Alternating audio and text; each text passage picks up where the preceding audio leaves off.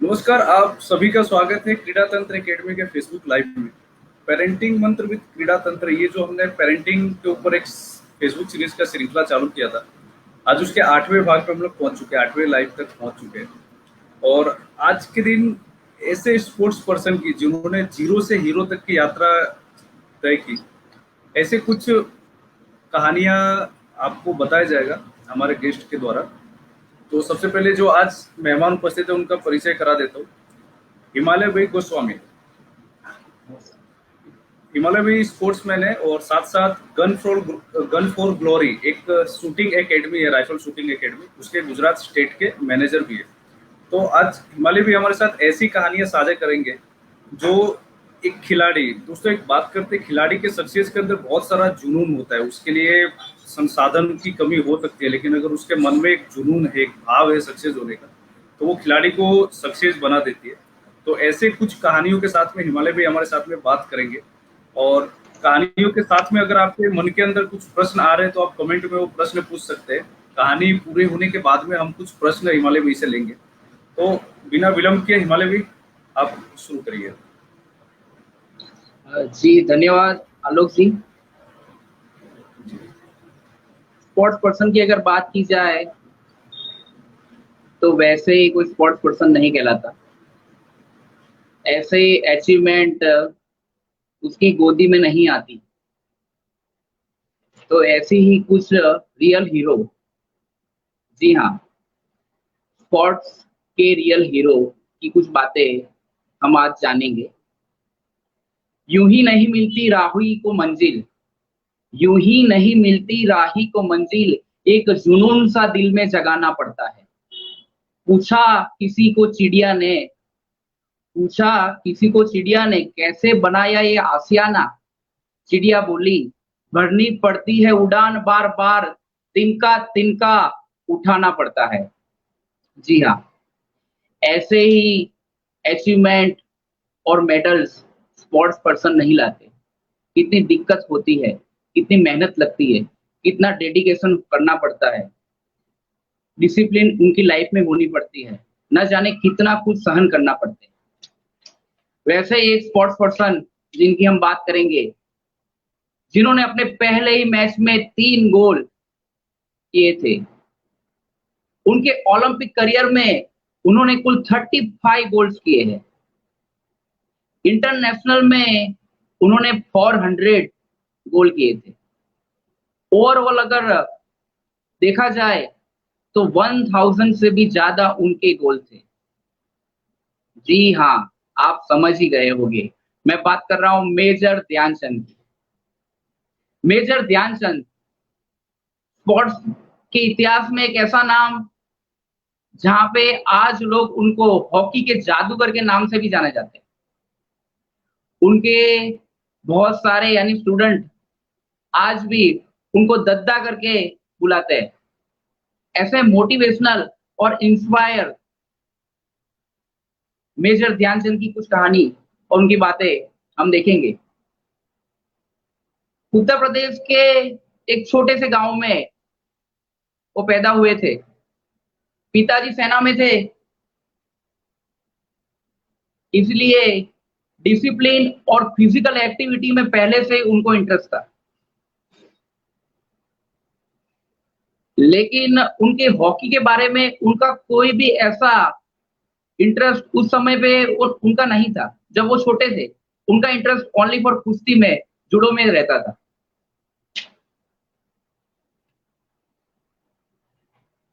जब सेना में उनको भर्ती किया गया, उसके बाद मेजर तिवारी ने उन्हें हॉकी की गेम में जाने के लिए इंस्पायर किया। हॉकी का जुनून उनके दिलो दिमाग में ऐसे लग गया कि न जाने वो दिन रात कुछ देखते ही नहीं थे।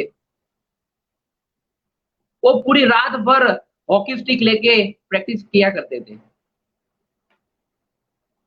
रात रात भर ध्यानचंद हॉकी की प्रैक्टिस किया करते थे। आपको थोड़ा सरप्राइज लगेगा, मेजर ध्यानचंद का नाम पहले ध्यान सिंह था। रात में, चांदनी रात में प्रैक्टिस करते करते उनके साथी ने देखा कि ये तो पागल हो गया है, इसको तो कुछ दिखाई नहीं दे रहा है। रात के अंधेरे में वो हॉकी स्टिक लेके बॉल के साथ प्रैक्टिस कर रहा था और तब उसका नाम चंद्र लग गया, ध्यानचंद्र। और चंद्र से आगे बढ़ते-बढ़ते ध्यानचंद हो गया। उस समय कहा जाता है कि हॉकी की जो टेक्निक होती है, अभी के माध्यम में हम देख सकते हैं कि हमारे पास अच्छे कोच नहीं है, तो हम यूट्यूब के माध्यम से या दूसरे बहुत सारे माध्यम अभी अवेलेबल है, लेकिन उस टाइम पे कोई भी ऐसे माध्यम अवेलेबल नहीं थे। अच्छे कोच का भी अभाव था। उस परिस्थिति में मेजर ध्यानचंद जी ने रात के अंधेरे में हॉकी स्टिक के द्वारा वो प्रैक्टिस करते थे। आपको बड़ा आश्चर्य होगा कि रेल की पटरियों पर भी वो प्रैक्टिस किया करते थे। न जाने दूर-दूर तक वो निकल जिया करते थे। आज जैसे कि कुछ स्टेशन है अहमदाबाद से बड़ौदा तक, तो प्रैक्टिस करते वो पटरियों पर बड़ौदा तक पहुँच जाते थे। ऐसे मेजर ध्यानचंद बहुत बार वो धूप, बारिश ऐसा कुछ देखे बिना अपनी प्रैक्टिस में जी-जान से लगे रहते थे। 1926 में उनको फर्स्ट टाइम मौका मिला न्यूजीलैंड के टूर पे। उन्होंने वो मौके को बहुत ही ज़्यादा सदुपयोग किया।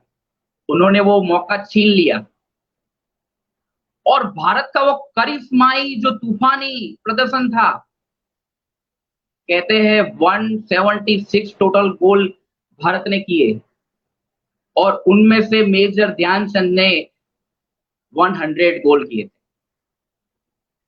ऐसे थे हमारे ध्यानचंद।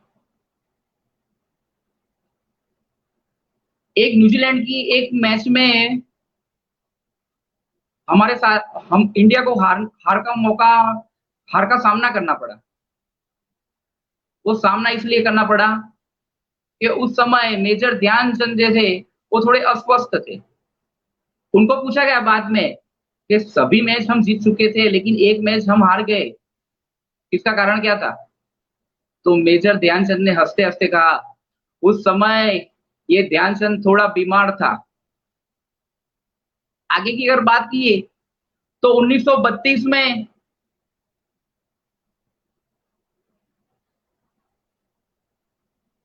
1932 के अंदर लॉस एंजेलिस के अंदर अमेरिका के सामने तो तूफान ही खड़ा कर दिया। 32-1 के फाइनल से भारत ने वो गोल्ड मेडल हासिल किया। 1936 के अंदर भी भारत का वो करिश्माई हॉकी का जादूगर रुका नहीं और वो जादूगर जर्मनी के अंदर जर्मनी के खिलाफ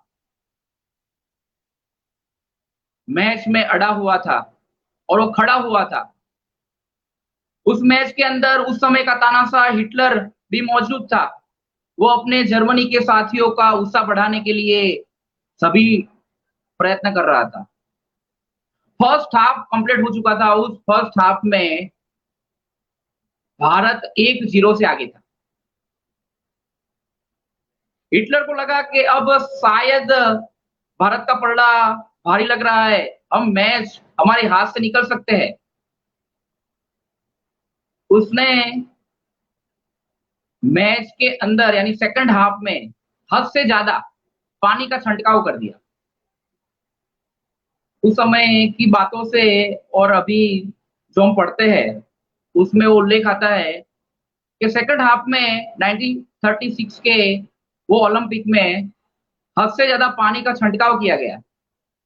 क्योंकि भारत के खिलाड़ियों के पास में इतने महँगे एक्सपेंसिव शूज़ नहीं थे, एक्सपेंसिव जूते नहीं थे। उनके जूतों में वो ग्रिप नहीं थी कि वो ग्रिप जो है वो मैदान में पकड़ के रह सकती थी। उनको फिसलन की समस्या हो सकती थी, वो स्लिप हो सकते थे।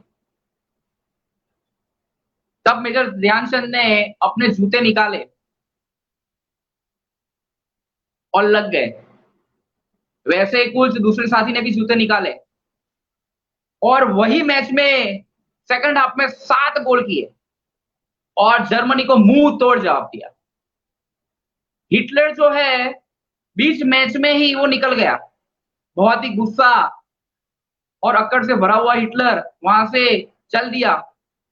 दूसरे दिन हिटलर ने मेजर ध्यानचंद जी को बुलाया और उनको कहा कि आप तो भारत के बहुत अच्छे स्पोर्ट्स पर्सन हो, आप हमारे लिए जर्मनी के लिए खेलोगे? तो मेजर ध्यानचंद हंसते हैं। तब हिटलर उनको उनकी जूतों के सामने देखते हैं। मेजर ध्यानचंद के उस समय जब हिटलर को मिलने जाते हैं, उनके जूते जो होते हैं वो टूटे हुए होते हैं कि हम आपको बहुत ही ज्यादा धन देंगे, पैसा देंगे, शोहरत मिलेगी, एक अच्छी आर्मी में पोस्ट मिलेगी आपको और क्या चाहिए? तब ध्यानचंद कहते हैं, मैं मेरे देश के लिए खेलना पसंद करूंगा और मुझे मेरे देश के लिए जीतना है। उस समय के ऑस्ट्रेलियन क्रिकेटर डॉन ब्रैडमैन भी मेजर ध्यानचंद के दीवाने थे। वो कहते हैं कि मेजर ध्यानचंद के पास में अगर वो क्रिकेट में होते तो क्रिकेट के जादूगर होते, उनका ये स्टेटमेंट था। लेकिन वो हॉकी में, इसलिए वो हॉकी के जादूगर है। बहुत बार ऐसा भी हुआ कि मेजर ध्यानचंद की जो हॉकी स्टिक थी उनको मैदान के अंदर ही तोड़ा गया। क्यों? क्योंकि बॉल और स्टिक का जो संपर्क था वो ज्यादा छूटता ही नहीं था। जहां बॉल होती थी वहां मेजर ध्यानचंद की हॉकी रहती थी। अब हॉकी रहती थी, वहां पे बॉल होता था, दोनों साथ में रहते थे। सभी लोग कहते हैं कि दोनों में कुछ गड़बड़ है, लगता है ये हॉकी स्टिक में कुछ चुंबक होगा। उनकी हॉकी को हॉलैंड के एक मैच के दौरान तोड़ा गया और हम जानते हैं और आपको आश्चर्य भी होगा कि बॉल में ऐसा कोई भी ऐसा तत्व नहीं होता, ऐसे कोई भी धातु नहीं होती जो चुंबक से उनको आकर्षित कर सके। लेकिन फिर भी अमेरिकन लोगों को ऐसी अंधश्रद्धा हो गई कि इनकी स्टिक में चुंबक है, लेकिन वो गलत ही था।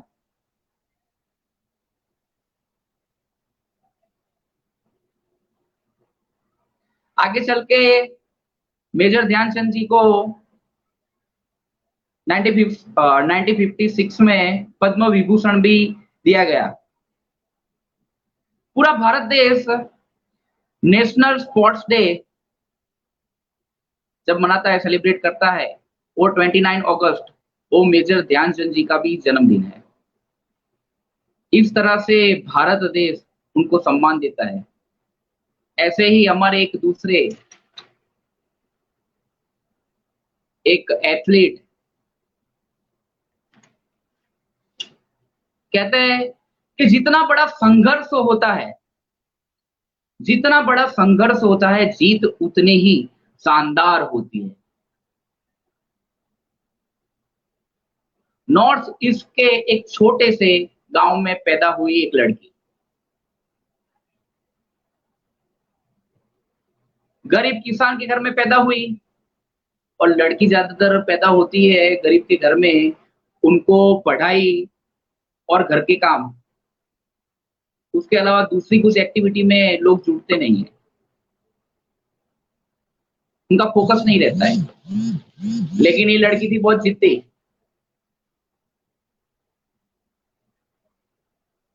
इस लड़की ने पूरी दुनिया में उसका नाम रोशन किया, उसके स्टेट का नाम रोशन किया, भारत का नाम रोशन किया। मणिपुर में पैदा हुई ये लड़की जब छोटी थी तो गांव के स्कूल में वो पढ़ने जाती थी, लेकिन उसका मन नहीं लगता था पढ़ाई में, उसका मन तो कहीं और था।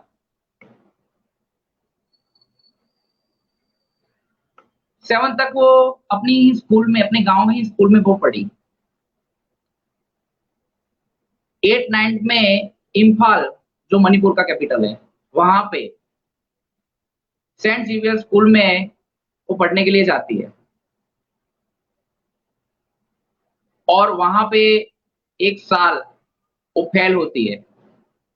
फेल होने के बावजूद परिवार वाले कहते हैं कि लड़की है इसलिए वो पढ़ने में उसका दिमाग है नहीं, इसके घर पे ही रखो, किसी भी हालत में थोड़ी बड़ी होगी तो इसकी शादी करा देंगे।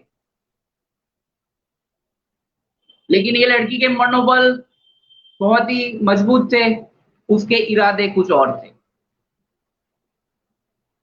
वो सोच रही थी मुझे क्या करना है। उसके दिमाग में एक बात थी, मुझे कुछ बड़ा करना है, क्या करना है वो उसे मालूम नहीं। डिंको सिंह करके एक मणिपुर के बॉक्सर जिन्होंने एशियन में गोल्ड हासिल करके मणिपुर का नाम रोशन किया, उनकी प्रेरणा से ये लड़की ने बॉक्सिंग के बारे में सोचा कि बॉक्सिंग में अपनी लाइफ कर सकते हैं। लेकिन वो सोचती है मैं तो लड़की हूं, बॉक्सिंग के अंदर तो हड्डी भी टूट सकती है या चेहरे पे लग गया तो ज्यादातर लड़कियां चेहरे को खास ध्यान में रखती है, अपनी खूबसूरती बिगड़ ना जाए उसका वो ध्यान रखती है। उसकी शादी भी अभी बाकी थी, घर पे बताओगी तो पापा जी और माँ तो तैयार होने वाले नहीं है। लेकिन फिर भी उसने तय किया कि इम्फाल के national institute of open school high school में उसने एडमिशन लिया। वहां पे नजदीक में ही एक बॉक्सर एकेडमी थी। वहां पे के ओसाना नाम का एक कोच उनको मिलने जाती है कि मुझे बॉक्सिंग करना है, कि बॉक्सिंग करना है। वो हंसते हैं। एक दिन उनको बिठा के रखते हैं कि ठीक है आपको बॉक्सिंग करना है, आप बैठो बेंच पे। दिन पूरा होता है, बोलते हैं ठीक है आप कल आना। दूसरा दिन होता है, बेंच पे बिठाते हैं। तीसरा दिन होता है, वो बेंच पे बिठाते हैं। एक हफ्ता चला जाता है, वो बेंच पे बिठाते हैं। एक हफ्ते के बाद में के ओसाना कोच सर को लगा होगा कि लड़की नहीं आएगी, लेकिन वो लड़की 1 वीक के बाद में भी आती है और वो बेंच में आके बैठ जाती है। के ओसाना कहते हैं कि कौन सी मिट्टी से बनी हुई है तू, मैं तुझे बताना चाहता हूं कि ये गेम में बहुत खतरा है, यहाँ पे मुंह तोड़ सकता है, कुछ भी हो सकता है। क्या तू अपना मुंह तोड़ाने के लिए तैयार है? तो लड़की जिसका नाम है मैरी कॉम, वो कहती है मैं मुंह तोड़ने नहीं, मैं मुंह तुड़वाने नहीं, मुंह तोड़ने आई हूं। रिंग के अंदर के ओसाना उसको प्रैक्टिस करते हैं। हमें आश्चर्य लगेगा कि 2 साल तक 1998 से 2000 यानी 2 साल तक मैरी कॉम अपने माता पिता को बताती नहीं कि मैं बॉक्सिंग की प्रैक्टिस कर रही हूँ।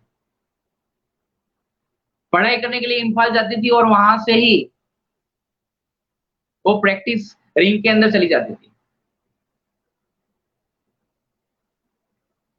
2000 के अंदर मणिपुर बॉक्सिंग स्टेट चैंपियनशिप का आयोजन हुआ और वुमेन कैटेगरी में 48 केजी में मैरी कॉम गोल्ड लाती है। मणिपुर के स्टेट के सभी न्यूज़पेपर में उसकी तस्वीर छपती है। उसको कॉन्ग्रेचुलेशन के लिए, बधाई देने के लिए बहुत सारे लोग आते हैं। तब उनके पिताजी को ये बात मालूम पड़ती है कि मेरी बेटी बॉक्सिंग कर रही है। लेकिन इतना विरोध होने के बावजूद भी वो बॉक्सिंग किया और उन्होंने मेडल भी लिया।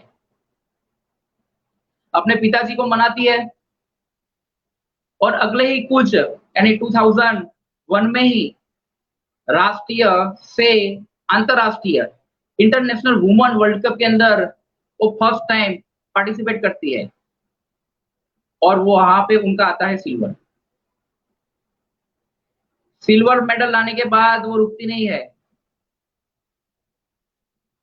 कि मेरी मंजिल तो आसमां है, मैं कैसे रुक सकती हूँ।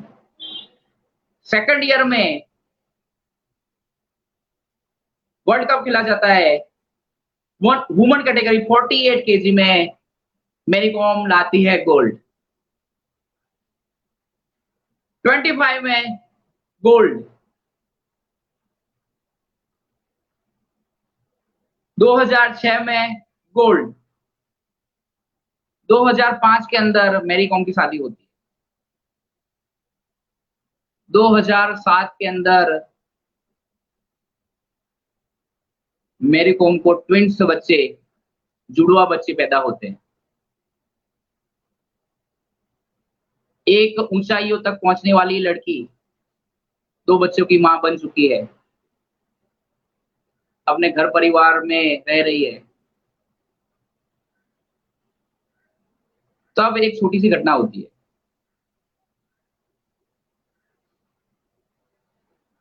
उसके मन के अंदर ये विचार आता है कि अब मैं मां बन चुकी है और मुझे बॉक्सिंग करियर छोड़ देना चाहिए।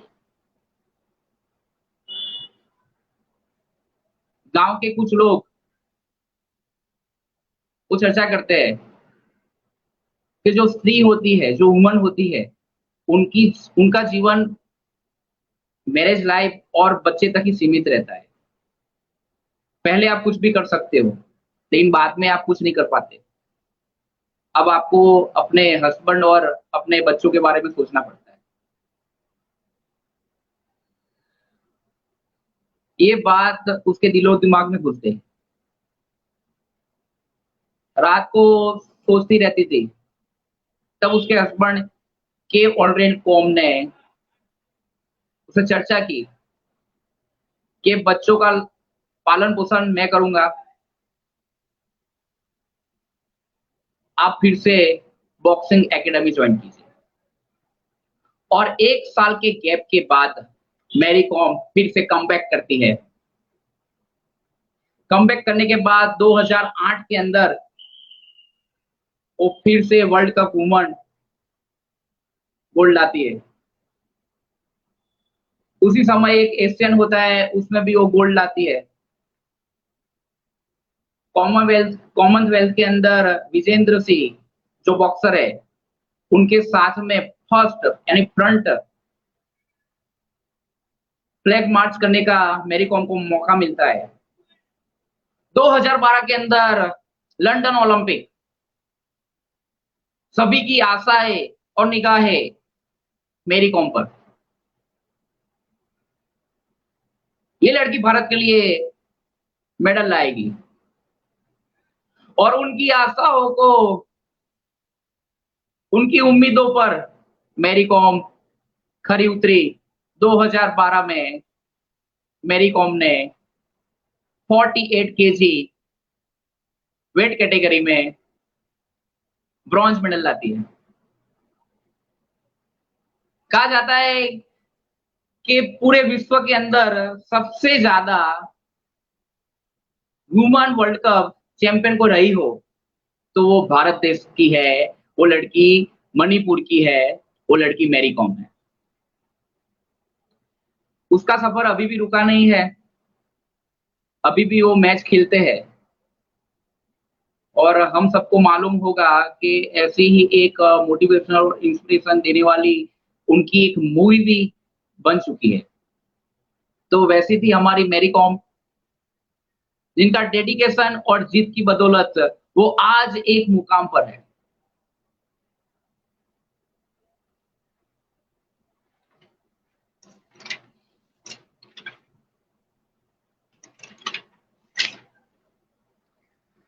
ऐसे ही एक स्पोर्ट्स पर्सन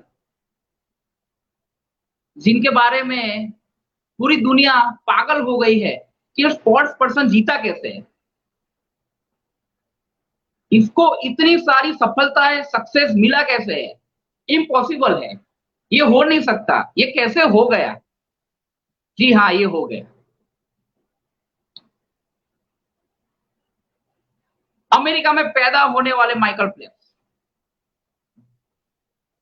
पूरे वर्ल्ड के बेहतरीन स्विमर। लेकिन आपको मालूम है, माइकल फेल्प्स जब छोटा था तब वो एक डिसीज से पीड़ित था। हाँ, एक रोग से पीड़ित था। शुरुआत से मैं बात करता हूँ। माइकल फेल्प्स के 9 साल की उम्र में ही उनके माता-पिता जो थे, उन्होंने डिवोर्स ले लिया था। जब वो स्कूल में जाता था, तो बहुत सारे लोग यानी उसके जो जूनियर साथी थे, उसके साथ में पढ़ने वाले जो लोग थे, सभी लोग उसको चिढ़ाते थे कि हम सबके पेरेंट्स लेने आते हैं, फादर्स लेने आते, तेरे फादर कहाँ हैं? रोता रहता था, छोटा-सा बच्चा, उसको सिर्फ़ एक ही चीज़ चाहिए थी, उसके पापा, लेकिन वो उसके पास नहीं थे। उसका पालन-पोषण की संपूर्ण जवाबदारी उसकी माँ ने स्वीकारी थी। उस समय माइकल फेल्प्स एक डिसीज़ से पीड़ित पीड़ित होता है। वो डिसीज़ का नाम है एडीसी डिसीज़। ये डिसीज़ ऐसा है कि वो अपना अटेंशन जो है वो खो देता है। यानी कोई भी चीज़ वो करना चाहेगा जिस तरह से अच्छी तरह से वो आप पढ़ाई करना चाहोगे तो आप पढ़ नहीं पाओगे। यानी सपोज़ आप पढ़ नहीं पाओगे यानी आप पढ़ाई में ज़ीरो। आप खेलना चाहोगे तो आप खेल नहीं पाओगे। अटेंशन डिसऑर्डर नाम की ये बीमारी से वो जूझ रहा था। पढ़ाई में उसका मन नहीं लग रहा था। पापा नहीं होने के कारण डिप्रेशन के अंदर वो चला गया।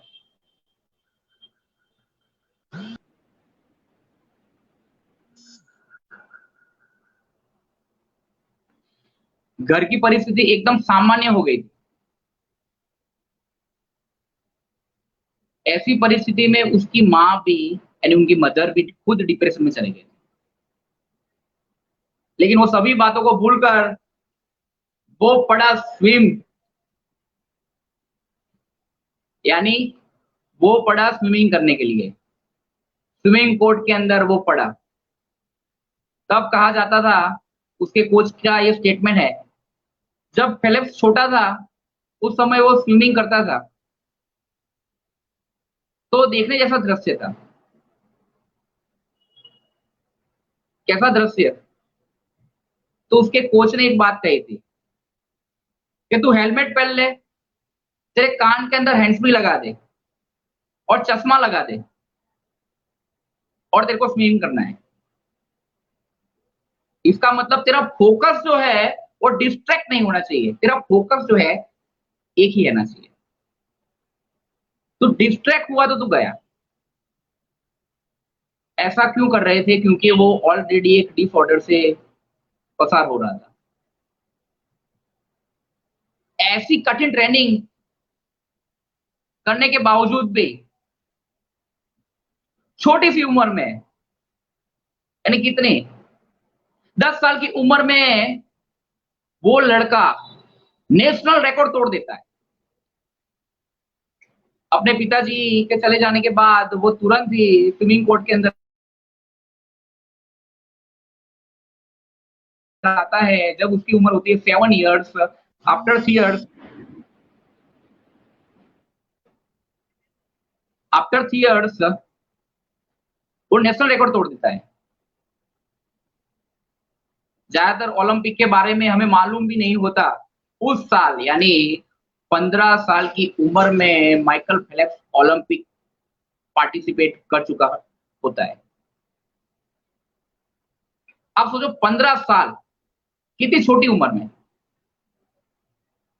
बच्चे अगर छोटे हो तभी से उसको गेम के प्रति रुचि आ जाए या मुझे यही लाइन में जाना है, उसे मालूम हो जाए, तो ये पॉसिबल है। आगे चलकर 19 साल की उम्र में ही वही लड़का अपने बनाए रिकॉर्ड को फिर से तोड़ देता है, एक नए रिकॉर्ड को स्थापित करता है। 4 ओलंपिक माइकल फेल्प्स अब तक खेल चुके हैं, 28 मेडल्स पे उन्होंने कब्जा हासिल कर दिया है। इसकी एक बात मैं आपको ये कहानी के बाद में बताऊंगा। एक बार 2008 की बात है, माइकल फेल्प्स ने पूरे वर्ल्ड के सामने एक चैलेंज दे दिया। आज तक सबसे अच्छा स्विमर कौन था? तो अमेरिका में ही एक स्विमर पैदा हुआ जिसका नाम था मार्क स्पिट्ज। 1972 में वो पैदा हुआ, 1972 में वो ओलंपिक के अंदर 7 गोल्ड लाता है। 1976 में वो स्विमिंग की सभी इवेंटों में वो 7 गोल्ड लाता है। 2008 के अंदर माइकल फेल्प्स चुनौती देता है पूरे विश्व को कि ये साल मैं सभी इवेंट में स्विमिंग में पार्टिसिपेट करूंगा और मैं 8 गोल्ड लाऊंगा।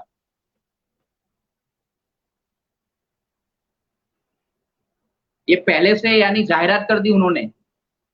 बहुत ही लोगों यानी बहुत ही आलोचकों ने उसकी हंसी उड़ाई कि ये नहीं हो सकता। वर्ल्ड का बेस्ट स्विमर जो था वो मार्क स्पिट्ज था, उसके अलावा कोई नहीं है और आप 8 गोल्ड तो ला ही नहीं सकते। इस तरह से कंपैरिजन का दौर चला। उसके कोच ने उसको बुलाया और कहा कि भाई तू ठीक है, तू 8 गोल्ड लाना, लेकिन तूने जाहिरात करना, अनाउंस करने की क्या जरूरत है? फेल्प्स कहता है अनाउंस कर दिया तो कर दिया, अब जो हो गया उसके बारे में बात क्यों करें? लेकिन 8 गोल्ड में ला सकता हूं, उसके लिए मुझे क्या करना है वो सभी मैं करूंगा।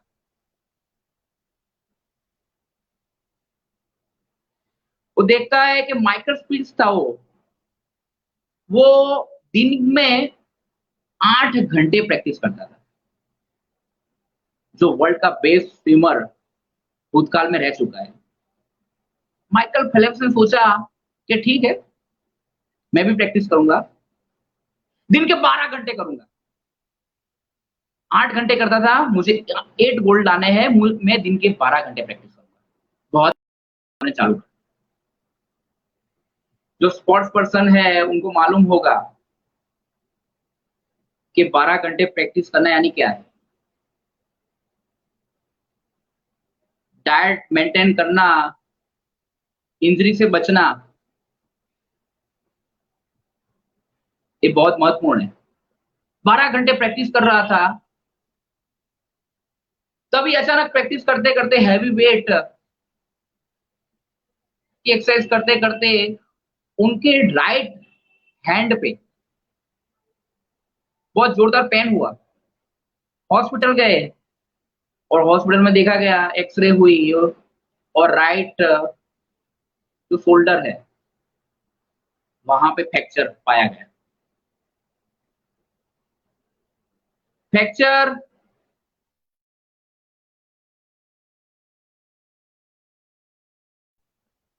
छोटा भी नहीं था नितिन भाई, फ्रैक्चर छोटा भी नहीं था, बहुत ही बड़ा फ्रैक्चर था वो। उन्होंने किया कि अब आप भूल जाइए, मिनिमम आपको 1 ईयर रेस्ट करना पड़ेगा। 1 ईयर रेस्ट करना वो तो बारे में सोच ही नहीं सकते थे।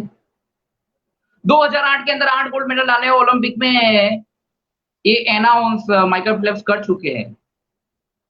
राइट शोल्डर पे फ्रैक्चर है, डॉक्टर कह रहे हैं कि अब आपको रेस्ट करना है। कोच को मिलते हैं कि मुझे प्रैक्टिस करनी है। कोच कहते हैं कि ठीक है, अब जो अनाउंस कर दिया वो ठीक है, लेकिन सभी दुनिया को भी मालूम ही पड़ेगा कि फेल्प्स इंजर्ड हो गया है, तो कोई नहीं, सबको तेरे प्रति सभी लोग सहानुभूति जैसा व्यवहार करेंगे।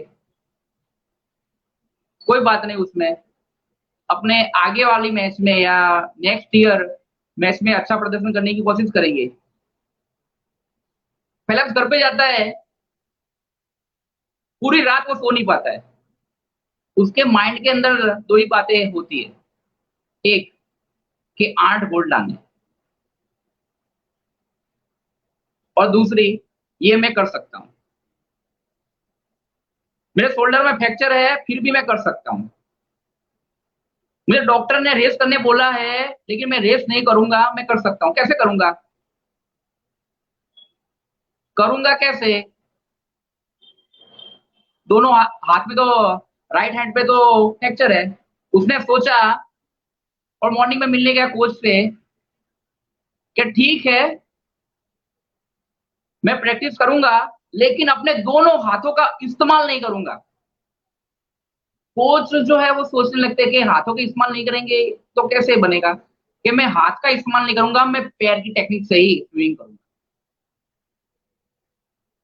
मैं पैर की मूवमेंट को इतना फास्ट कर दूंगा कि मेरा टाइमिंग जो है वो बेटर हो जाए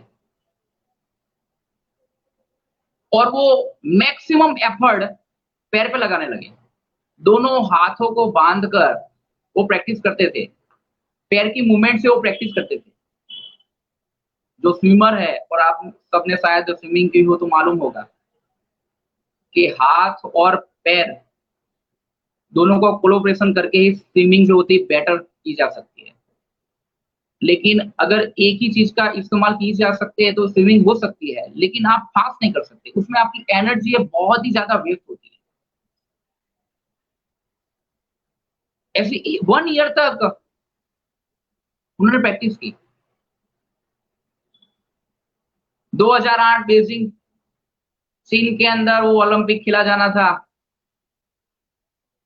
माइकल फेल्प्स उतरे और एक के बाद एक गोल्ड, एक के बाद एक गोल्ड, 7 गोल्ड वो हासिल कर चुके हैं और 8वां भी गोल्ड सभी को लग रहा था कि वो हासिल कर ही लेंगे। लेकिन एक घटना हो गई। 200 मीटर की वो बटरफ्लाई मैच के अंदर माइकल फेल्प्स जंप करते हैं। मैच में उतरते हैं, मैच स्टार्ट होती है, जंप करते हैं और उनका गोगल्स होता है। आपने देखा होगा जो स्विमर होते हैं वो गोगल्स पहन के स्विमिंग करते हैं। उनका गोगल्स होता है वो क्रैक हो जाता है। क्रैक होने के कारण जो पानी होता है वो आंखों में आता है। उन्होंने उनको मालूम पड़ गया कि क्रैक हो रहा है, आंखों में पानी आ रहा है, बहुत दिक्कत हो रहा है, लेकिन फिर भी उन्होंने अपनी रफ्तार और अपनी स्पीड को रोका नहीं। 200 मीटर किसी भी हालत में मुझे पूरा करना था। माइकल फेल्प्स ने मनोबल पैदा कर दिया। ऐसे दृढ़ मनोबल से 100 मीटर वो चलते रहे, 100 मीटर स्विमिंग कर ली। 100 मीटर के बाद पानी का प्रवाह इतना हो गया कि आगे उनको कुछ भी दिखाई नहीं दे रहा था। Blind, totally blind. लेकिन रेगुलर प्रैक्टिस होने के कारण एक रिदम में, एक रफ्तार से वो तैरते रहे, वो स्विमिंग करते रहे और करते-करते उन्होंने अंत वाला दूसरा भी 100 मीटर पूरा कर दिया और लाइन को टच किया और वो देखते हैं, सभी लोग ताली बजा रहे हैं। माइकल फेल्प्स बोल रहे हैं। स्क्रीन के अंदर वो दिख नहीं सकता था। उसकी आंखें जल रही है। वो बाहर आता है तो स्क्रीन के अंदर लिखा हुआ था WR। WR means world record. Michael Phelps ने 8वां गोल्ड भी हासिल किया और वर्ल्ड रिकॉर्ड भी स्थापित किया। तो वैसे माइकल फेल्प्स जो दुनिया के बेहतरीन स्विमर में टॉप पर है, अपने जीवन के अंदर सभी परिस्थितियों में वो लड़े और वो जीते। युवानों और जो बच्चे रहते हैं, ये माइकल फेल्प्स की स्टोरी से बहुत कुछ सीख सकते हैं।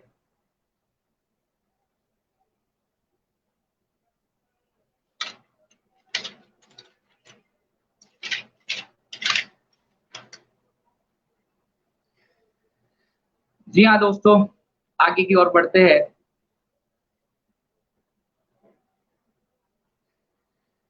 हिम्मत से जो कोई चले, हिम्मत से जो कोई चले, धरती धरती हिले कदमों तले। क्या दूरियां क्या फासले, मंजिल आकर लगे गले। तू चल यूं ही सुबह शाम, रुकना झुकना नहीं तेरा काम। पाएगा जो लक्ष्य है तेरा,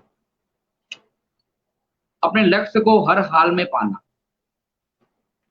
परिस्थिति कितनी भी कठिन हो या लक्ष्य नहीं दिख रहा, लेकिन हमें तो लक्ष्य की राहों पर ही चलते रहना है और उसे पाना है। 1935 के अंदर भारत के गयालपुर में पैदा हुए एक पंजाबी, एक सिख। भारत जब अखंड भारत था, भारत और पाकिस्तान की जब स्थापना नहीं हुई थी, जब बना नहीं था, उस समय की बात है। तब वहां पे एक बंदा पैदा हुआ, उसका नाम था मिल्खा। 8 अक्टूबर 1935 को मिल्खा का जन्म होता है। छोटी सी उम्र में ही मिल्खा को एक चीज सिखाई जाती है। क्या? कभी पीछे मत हटना। उसके पिताजी ने एक चीज सिखाई थी, कुछ भी हो जाए लेकिन पीछे मत हटना। तो वैसे ही मिल्खा, उनके पिताजी का निधन होता है भारत पाकिस्तान की वो ट्रेजेडी में। तब उसका पिताजी ने एक नारा दिया था, भाग मिल्खा भाग। उसके पिताजी के अंतिम बोल थे ये, भाग मिल्खा भाग। अपनी जान को बचाते बचाते मिल्खा भारत में आया। और आप सोचो, एक छोटा सा बच्चा, ना उसके पेरेंट्स उसके साथ है, ना फ्यूचर में कैसे वो जिएगा, कुछ भी उसे मालूम नहीं है। आज हम देखते हैं परिवार में कितनी फैसिलिटी और कितनी चिंताएं होती है। पेरेंट्स और हमारे जो गार्डियंस है, हमारे रिलेटिव कितनी चिंता करते हैं, लेकिन वो तो भर धूप में अकेला था। बाजार में भीड़ थी लेकिन उसका कोई नहीं था। वैसा मिल्खा को एक चीज का शौक था कि मुझे सेना में जाना है। सेना में जाना है, उसके लिए दौड़ लगानी पड़ेगी। वो इतना जानता था। दौड़ लगाना, उसने शुरू किया दौड़ लगाना। और सभी लोग ज्यादातर मैदान में दौड़ते हैं, मिल्खा ने दौड़ लगानी शुरू की थी ट्रेन से। ट्रेन की पटरियों में या ट्रेन के साथ में हरीफाई करते हुए मिल्खा जो है वो दौड़ना शुरू किया। अपनी आर्मी भर्ती की तैयारी वो इस तरह से करता था, किस तरह से मैं ट्रेन से आगे चले जाऊं, ट्रेन से भी आगे जाना। जूते नहीं थे, किस तरह से दौड़ना है वो टेक्निक भी कुछ नहीं थी। अच्छा डाइट, अच्छा फूड, ऐसा कुछ तो नसीब में ही नहीं था। फिर भी एक तमन्ना थी कि मुझे सेना में जाना है, सेना के लिए मुझे अच्छा दौड़ना पड़ेगा। 3 बार वो आर्मी भर्ती के लिए प्रयास करता है, लेकिन तीनों बार फेल होता है। चौथी बार वो प्रयास करता है और वो पास होता है। पास होने के बाद सामान्य आर्मी के सैनिक की तरह, सेना में जो सैनिक होता है उस तरह से उसकी ट्रेनिंग चलती है। एक दिन सेना के अंदर 500 लोगों को एक साथ दौड़ाया जाता है और तय किया जाता है 500 में से जो टॉप 10 आएंगे उसको अलग से ट्रेनिंग दी जाएगी, अलग से ट्रेनिंग दी जाएगी। उनको एक हवलदार दिया जाएगा जिनका वो ध्यान रखेंगे। सभी लोग एक्साइट थे, सब चाहते थे कि अब ये टॉप 10 में आए। 500 की वो सैनिक की हरीफाई में मिल्खा टॉप 10 में आता है। टॉप 10 में आता है, अब उसकी जो प्रैक्टिस होती है, रियल प्रैक्टिस एथलीट की, वो शुरू होती है। टॉप 10 आने के बावजूद भी सरल नहीं है। एथलीट के अंदर यानी पूरी स्पोर्ट्स के अंदर हमें लगता है कि दौड़ना कितना इजी है, दौड़ना बहुत ही सरल है। स्वाभाविक सभी लोग, जो बच्चा होता है वो सरलता से दौड़ सकता है, लेकिन उसे उसे कैसे दौड़ना है वो सीख नहीं पाते। दौड़ तो हर कोई लेता है, लेकिन कैसे दौड़ना है वो सीखना बहुत कठिन रहता है। और जो अच्छी तरह से वो सीख लेता है वही जाके चैंपियन बनता है। मिल्खा अब दौड़ना भी जानता था और कैसे दौड़ना है उसके बारे में तैयार भी हो रहा था। तो मिल्खा दौड़ते दौड़ते, जैसे ही अपने मेजर ध्यानचंद की बात कही, वैसे ही मिल्खा पूरी रात भर वो प्रैक्टिस करते थे। सभी उसके साथी कहते थे कि मिल्खा तो पगला गया है, उसके अंदर कुछ भूत कुछ आ गया लगता है, वो पागलों की तरह दौड़े जा रहा है। उसके साथ ही उसको ये दौड़ने के जुनून पागलपन से उसको डिस्ट्रैक्ट करने की कोशिश कर रहे थे कि तू ये छोड़ सब, तू हमारे साथ में ट्रेनिंग कर, हम जो काम कर रहे हैं वो तू कर। लेकिन मिल्खा मानने वाले में से नहीं था। मिल्खा, आपको शायद हैरानी होगी कि एथलीट जो है वो दौड़ते दौड़ते उसके पैरों में खून निकल आता है। यानी उस समय अच्छे शूज की, अच्छे जूते की, ये जो एथलीट लोग यूज करते हैं ऐसे शूज नहीं थे, तो मिल्खा खुले पैर में दौड़ना पसंद करता था।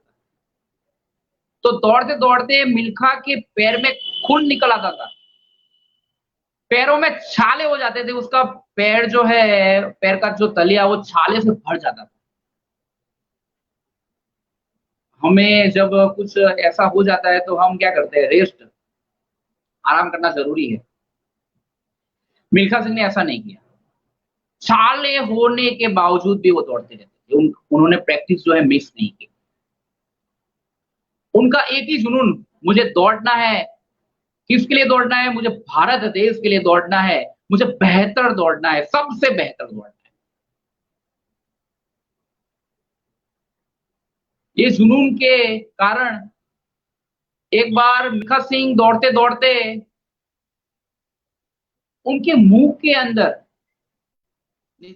धूप के अंदर जब बहुत धूप होती है, सर के अंदर जो सर होता है वो चकरा जाता है, चक्कर भी आती है, डिहाइड्रेशन का भी प्रॉब्लम रहता है। तो दौड़ते दौड़ते वो गिर जाते हैं, उनके मुंह में खून निकल जाता है, फिर भी वो दौड़ते हैं। और जो मिल्खा सिंह की जो किताब है उसके अंदर उनका ये उल्लेख है कि ऐसी घटनाएं, मुंह में खून निकलने वाली घटनाएं बहुत बार हुई है, लेकिन फिर भी मिल्खा सिंह ने कभी भी अपनी प्रैक्टिस मिस नहीं की। 1956 से वो लगातार दौड़ते दौड़ते इंटरनेशनल, एशियन, भारत के फर्स्ट कॉमनवेल्थ मेडल लाने वाले मिल्खा सिंह है। इनका शानदार प्रदर्शन रहता था, सभी लोग उनके दीवाने रहते थे कि भारत का एक तूफान जो दौड़ रहा है। उस समय शायद क्रिकेट मैच भी इतना फेमस नहीं था, तो हॉकी और ये कुछ समय के बाद मिल्खा सिंह ने स्पोर्ट्स के अंदर जो आग लगा दी थी, तो सभी लोग मिल्खा सिंह के बारे में रेस देखने के लिए उत्सुक रहते थे। उनकी मैच कब होती थी, उनका मैच का रिजल्ट क्या आया है, कॉमनवेल्थ, एशियन और सभी प्रकार के ऐसे मेडल वो लाते रहते थे। 1960 के अंदर रोम ओलंपिक के अंदर सबसे बढ़िया प्रदर्शन करने के लिए मिल्खा सिंह को मौका मिला था। पूरे विश्व की नजर मिल्खा सिंह पे थी। फाइनल मैच के अंदर मिल्खा सिंह 0.1 सेकंड से ओलंपिक ब्रॉन्ज मेडल मिस कर गए। 0.1 सेकंड से वो मेडल मिस गए। पूरी जिंदगी में ये सबसे बड़ा अफसोस मिल्खा सिंह को है, वो आज भी बरकरार है। कुल मिलाकर 80 matches, international matches Milkha Singh ने खेली है। उनमें 77 मैचेस मिल्खा सिंह जीत चुके हैं। एक ऐसे ही फ्रेंडशिप मैच की आयोजन हुआ था पाकिस्तान के अंदर। मेजर आयुब खान जो उस समय के पाकिस्तान के लश्कर के कर्ता धर्ता थे, उन्होंने मिल्खा सिंह को द फ्लाइंग सिंह नाम से पुकारा, क्योंकि मिल्खा सिंह पाकिस्तान में जाके अब्दुल खालिद को हराया। अब्दुल खालिद को हराया ही नहीं, मिल्खा सिंह जब दौड़े तो ऐसा लग रहा था कि मिल्खा सिंह दौड़ नहीं रहे। मिल्खा सिंह ने इतनी प्रैक्टिस कर रही है, मिल्खा सिंह ने इतनी प्रैक्टिस कर दी है, मिल्खा सिंह ने अपने पसीने को इतना बहाया है कि वो अब उड़ रहे। अब्दुल खालिद को मिल्खा सिंह ने हराया नहीं, ऐसा अयूब खान ने पाकिस्तान न्यूज़पेपर में कहा था कि अब्दुल खालिद को मिल्खा सिंह ने हराया नहीं है, मिल्खा सिंह ने उसको पछाड़ा है।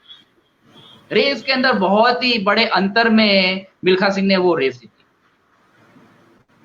तो अपने डेडिकेशन और डिसिप्लिन के आधार पर एक सामान्य परिवार में पैदा होने वाला एक लड़का मिल्खा द फ्लाइंग सिंह बना। तो कोई भी लक्ष्य है वो इंसानों के प्रयास से बड़ा हो सकता है क्या?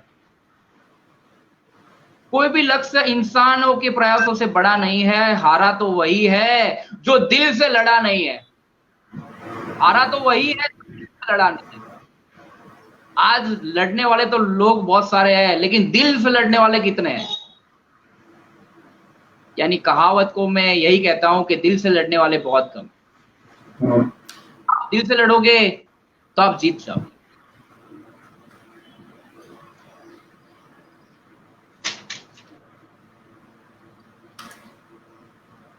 हाँ जी आलोक जी। जी बहुत बहुत धन्यवाद हिमालय भाई, आपने कुछ ऐसी कहानियां सुनाई जो काफी प्रेरणादायी रही। हिमालय भाई के कहानियों में जो बातें हिमालय भाई ने हमसे बताया था अपना सेशन शुरू करने के पहले, जो 4 कहानियों का चयन हुआ, जैसे मेजर ध्यानचंद की कहानी थी वो दशकों पुरानी कहानी थी, मैरी कॉम की कहानी थी वो वर्तमान की भी कहानी थी, नॉर्थ ईस्ट की कहानी थी, पंजाब की कहानी थी, यहाँ तक कि अमेरिका की भी कहानी थी। यानी कुल मिला जुला के बात यही है कि अगर आपको एक बेहतर खिलाड़ी बनना है तो आपको एक ही प्रकार के गुण चाहिए, जज्बा होना चाहिए, कठिन परिश्रम होना चाहिए और धीरज होना चाहिए, जिसको पेशेंस बोलते हैं। तथा वक्तव्य का एंड भी बहुत अच्छा किया हिमालय भाई आपने बता के कि लक्ष्य प्रयास से बड़ा नहीं हो सकता है। अगर प्रयास सक्षम है तो किसी भी लक्ष्य को प्राप्त किया जा सकता है। हिमालय भाई आपका एक बार फिर से बहुत बहुत धन्यवाद क्रीड़ा तंत्र एकेडमी से जुड़ने के लिए और इस विषय पे मार्गदर्शन करने के लिए आपका बहुत बहुत धन्यवाद। जी शुक्रिया।